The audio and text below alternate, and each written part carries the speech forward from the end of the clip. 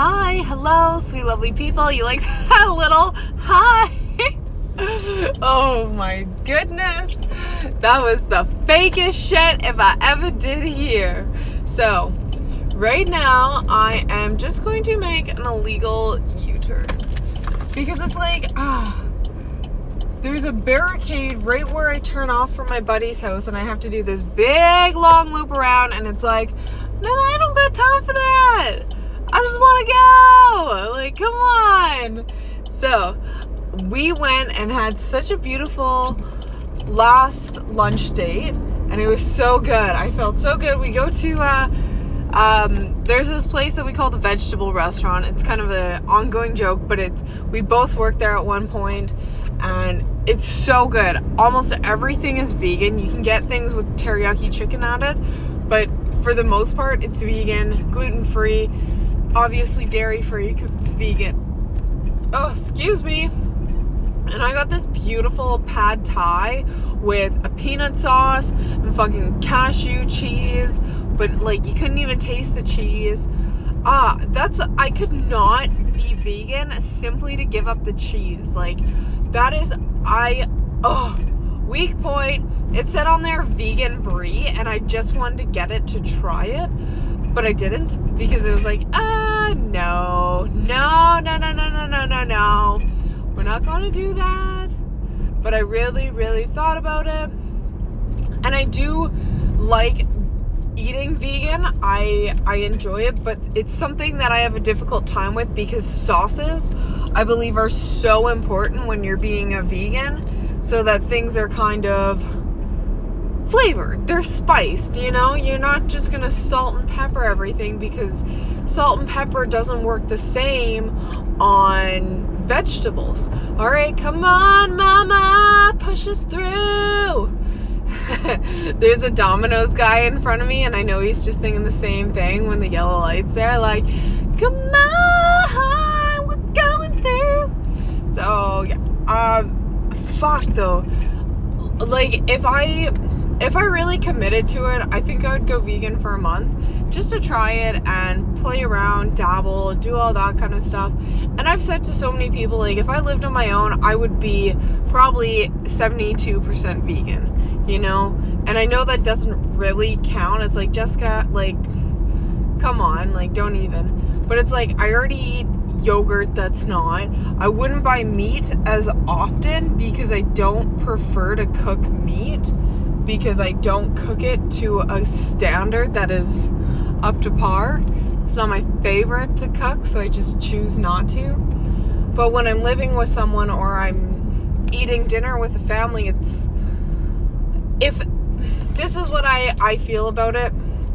It's like, if somebody is going to cook a steak and it's already cooked, it's already made, it's like, well, they're like, it's gonna get eaten anyway, so why would I not eat it? You know what I mean? Like, it's just kind of that weird thing. I hope I'm in the right lane. Like, there's no line in the middle, but there's just, like, there's a guy who's, like, in front. Like, there's 2 lanes, so I just pulled up behind him because there was already 4 cars in the other lane. Well, yeah, it does go into a double. We're fine. We're all good. So, yeah. Also, by the way, I watched the H3 podcast, and Trisha Paytas, of course, she has been on they do their own little segue different episode, and I don't understand. Like, I watched some of her videos last night, or just the beginning, and like, I don't think she's a bad person, but I just was very uncomfortable. I was very disturbed, just like being in the car with her and going and getting like chicken fajitas and like got an iced tea, and then is like, oh, you have a new mocha beverage, can I get that too? Large also. Well, she wanted to get a small size to try it, but they only had large, so it's like she got 2 large drinks, and then like, I don't know, chicken nuggets, and it was like, oh my goodness. And then talking about tests, how she had to do all these tests and like all these different kinds of things because she's not feeling well. And I don't understand. Like, I actually really, I attract myself to women like Trisha, women who are needy and need to be taken care of, because I am somebody who takes care of people. So when I need to avoid myself from girls who do that, because I'm so drawn and attracted to women who are like that. Also, like, for those who don't know, I'm bisexual, so it's like, it's kind of like one of those things where it's like, I will take care of you, and like, we don't have to have sex because, like, if you don't want that, but if you ever want to hook up, and I know I'm with Rob, so Rob, if you ever watch this, I'm so sorry, but it's like, I thought for the longest time I was gonna be with a girl, and we were gonna each have our own boyfriends, and just live together and be an item, because I think I'd prefer that. But now I'm with somebody who I'm so comfortable and so in love with that it's not been an idea or an option. Whereas other relationships in the past, by this point, where I'm almost at the 2-year mark now, by this point it's like we would have been in stupid arguments all the time, or I would have been thinking about cheating, or I would have been having like doubts and stuff like that. And sometimes it's like, hey, I'm bored, I don't want to be in a relationship anymore. Not that I want to go sleep with people, but it's something where if I get into a breakup, everything in my life will change, you know what I mean? But then it's like, well, that's kind of like, why would I do that? It just didn't make sense, and like, that's the furthest that I've gone with any kind of thoughts like that, and I think that's pretty normal. Like, for a lot of people, it's thoughts of cheating. Hey, I want to sleep with somebody else. Hey, I'm bored doing the same thing over and over, whatever it may be. For me, it's like, I don't need that. I'm not into that. I'm gonna turn the light on.